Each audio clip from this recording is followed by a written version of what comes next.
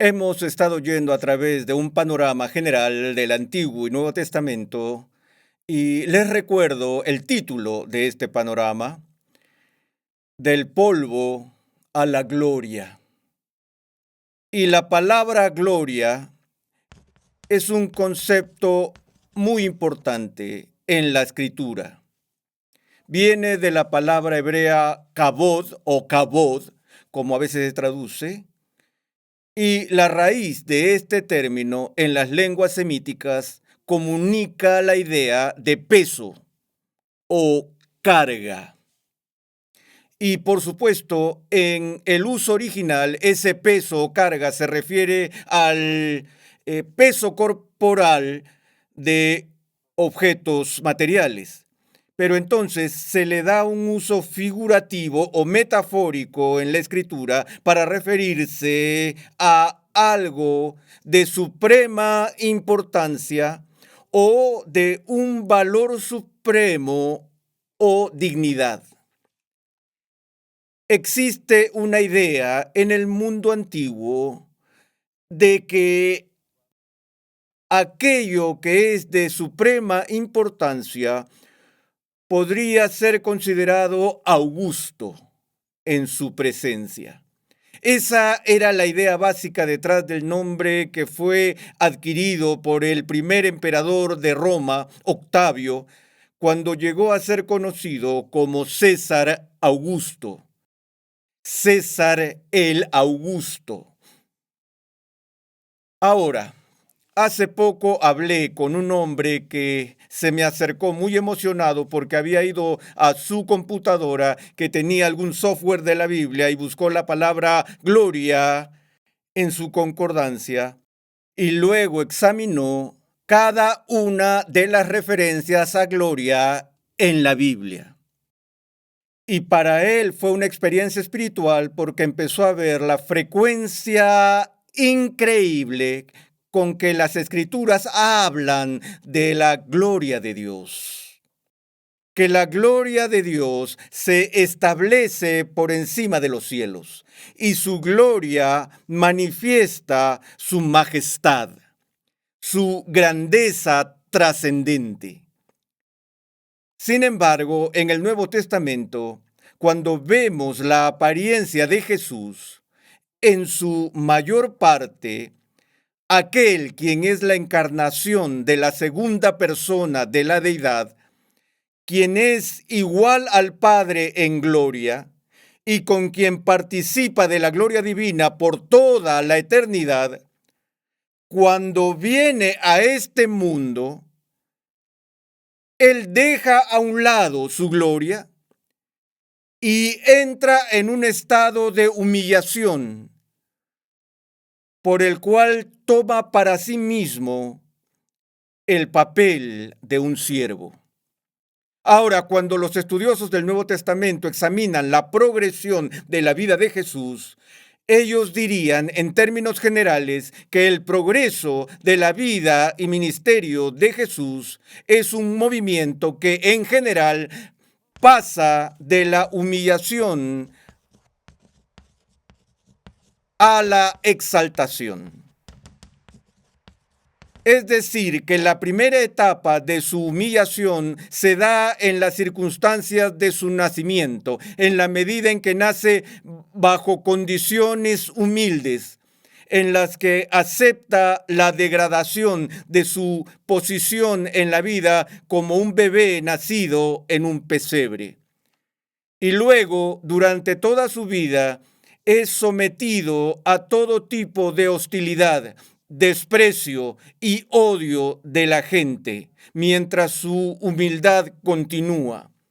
Pero luego hay una aceleración de humillación cuando Jesús entra en lo que se llama su gran pasión, cuando es entregado en manos de Pilato, cuando es azotado y juzgado y condenado a muerte por crucifixión. Y nos referimos a su muerte como la pasión, en la cual todos los vestigios aparentes de gloria le son arrancados al colocarlo en una posición de humillación pública en su muerte.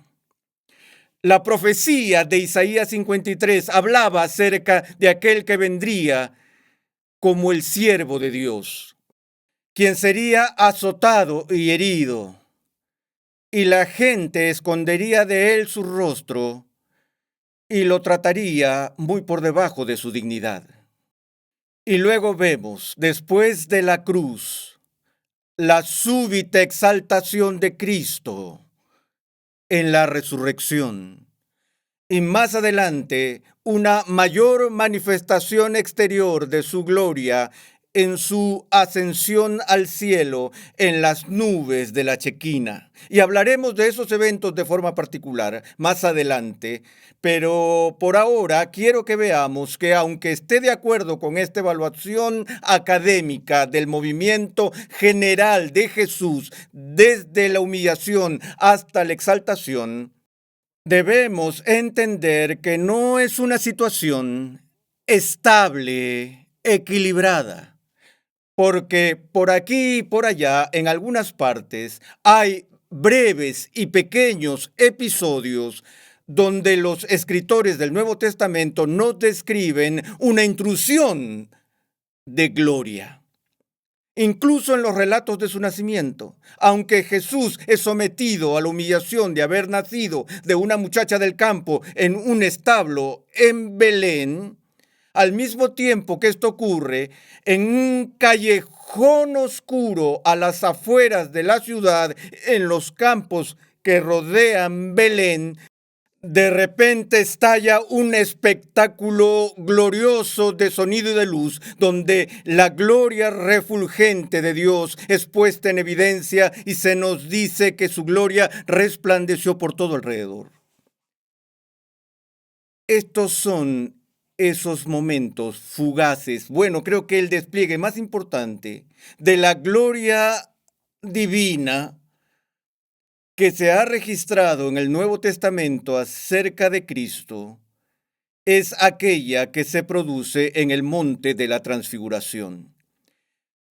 Tengo que decir que me molesta que no escuchemos predicar más de esto en la iglesia, pero veamos por un momento la narración de la transfiguración, la cual se encuentra en los 3 evangelios sinópticos y sucede poco tiempo después de que Jesús había dado a sus discípulos la mala noticia de que estaban a punto de regresar a Jerusalén para sufrir y morir. Pueden imaginar las emociones de los discípulos en estos últimos días. Hubo este momento maravilloso de alegría cuando Jesús les anunció que Él era el Mesías, a lo cual le siguió muy rápidamente el anuncio funesto de su inminente aflicción, sufrimiento, traición y muerte.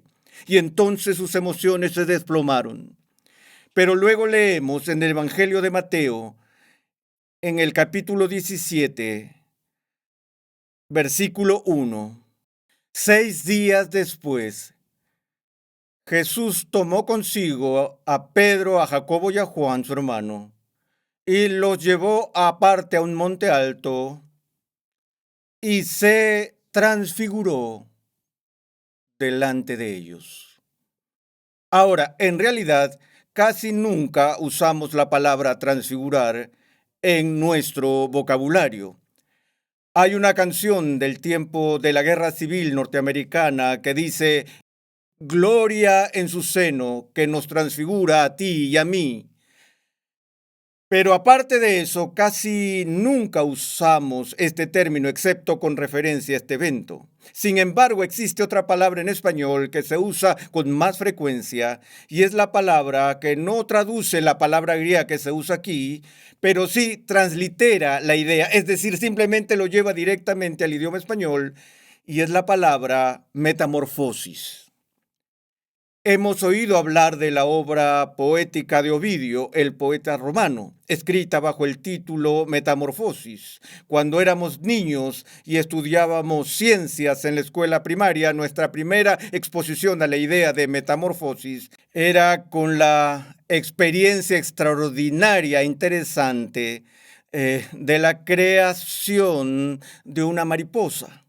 Esta empieza como un gusano, una oruga que teje un capullo y después de un periodo de inactividad, emerge del capullo una magnífica y hermosa mariposa. ¡Qué transformación! Justo eso es lo que significa la palabra metamorfosis. Meta significa a través o con, y morfología es el estudio de la forma. Así que en realidad la palabra transformación significa lo mismo que la palabra metamorfosis. Observamos ese tipo de transformación cuando el gusano se convierte en mariposa. Por lo tanto, lo que los escritores de los evangelios están diciendo es que Jesús llevó aparte a su círculo íntimo de discípulos, Pedro, Jacobo y Juan, y mientras hablaban con él, de repente ante ellos, Jesús realiza esta transformación sorprendente. Y la transformación ha de entenderse como un despliegue pasajero de gloria. Porque escuchen el lenguaje que se utiliza para describir lo que estos hombres vieron. Su rostro resplandeció como el sol, y sus vestiduras se volvieron blancas como la luz. Esas son las dos imágenes gráficas que lo describen. Su rostro empezó a brillar como el sol. Ustedes recuerdan lo que sucede más adelante después de que Cristo asciende y Saulo se pasea respirando fuego y amenazas contra los cristianos, sacándolos de sus hogares por la fuerza y metiéndolos en la cárcel. Él recibe el encargo de continuar su persecución en Siria y se dirige a Damasco. Y al llegar al mediodía, de repente Cristo se le aparece y Saulo es literalmente cegado por el brillo de la gloria de Cristo, que se describe allí en el texto como más brillante que el sol del mediodía. Ahora hemos aprendido a sobrevivir en este planeta que está iluminado y calentado por el sol. Apreciamos el sol, necesitamos el sol, pero sabemos que ni siquiera podemos mirar directamente al sol en medio de un eclipse solar para no dañar de forma permanente nuestros ojos. Por lo tanto, hemos aprendido a siempre mantener al sol en ángulo con nuestra visión directa para que no nos ciegue con la intensidad y la magnitud de su brillo. Y lo que estos hombres están diciendo es que de repente cuando estaban hablando con Jesús, su rostro empezó a cambiar.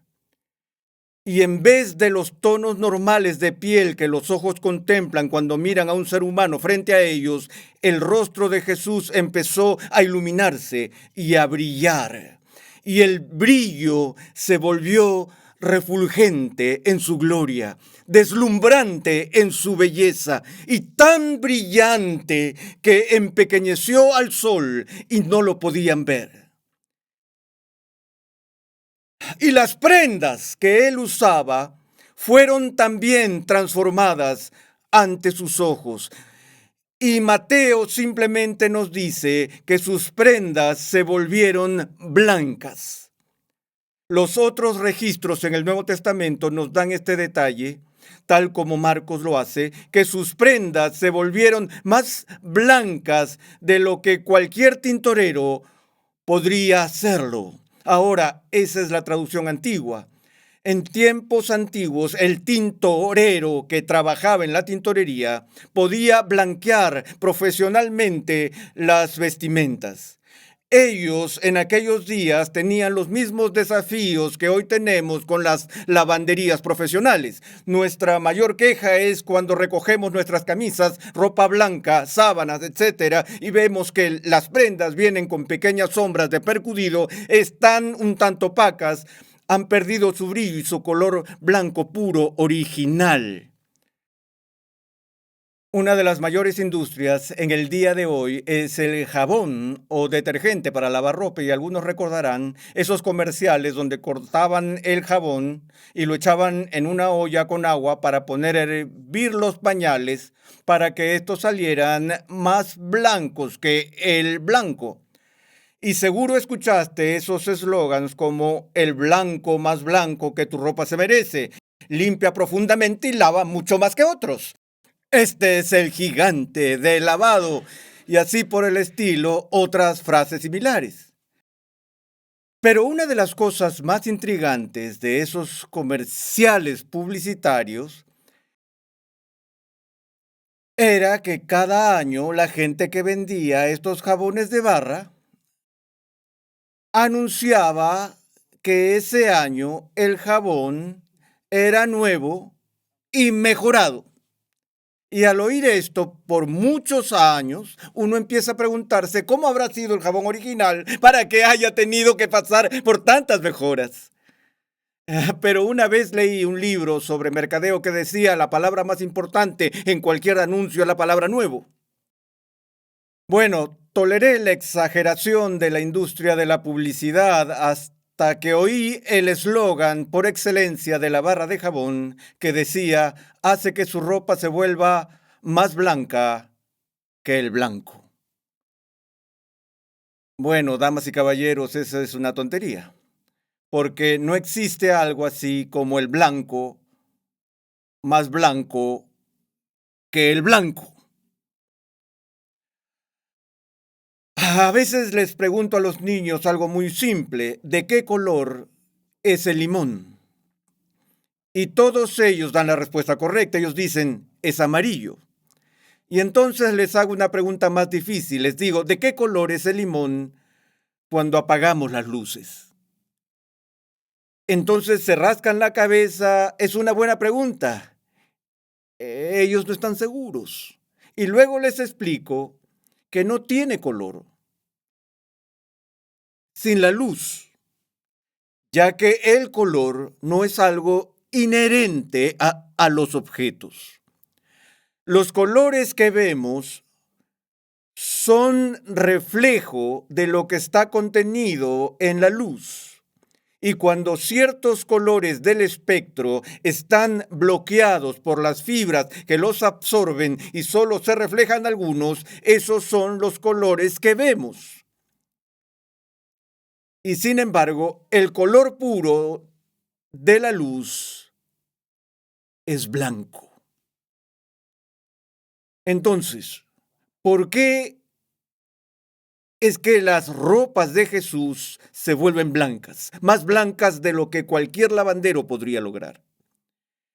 Creo que lo que se está comunicando, si me permiten especular un segundo, es que la gloria de Jesús no es simplemente una gloria reflejada.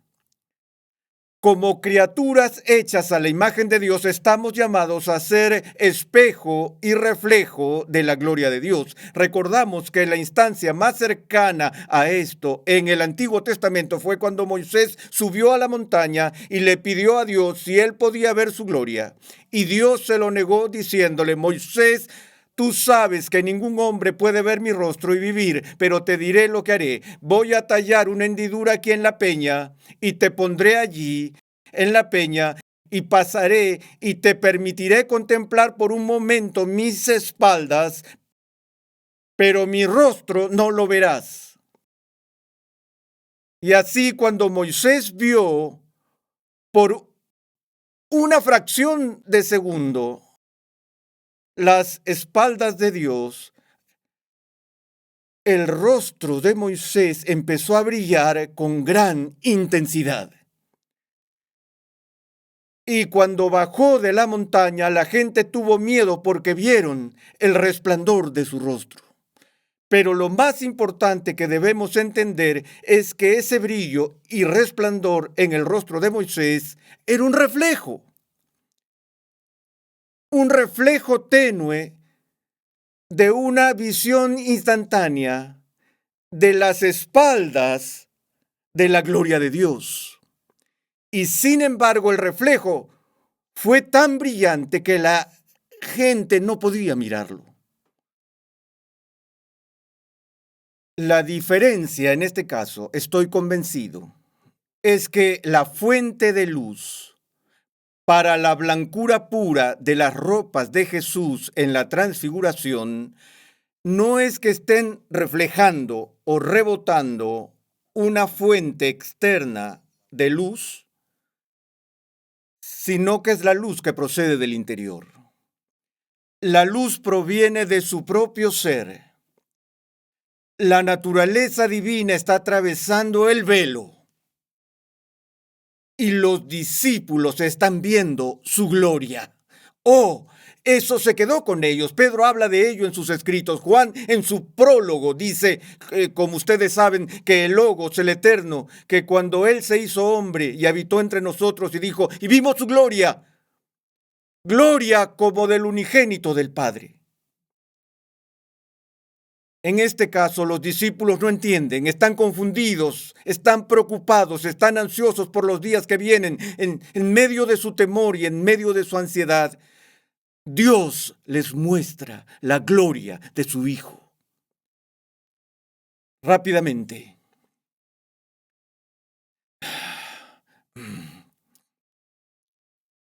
Y he aquí se les aparecieron Moisés y Elías hablando con él.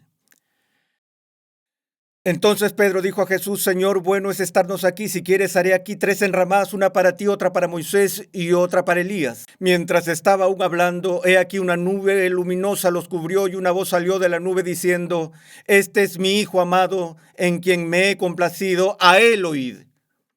Cuando los discípulos oyeron esto, cayeron sobre sus rostros y tuvieron gran temor.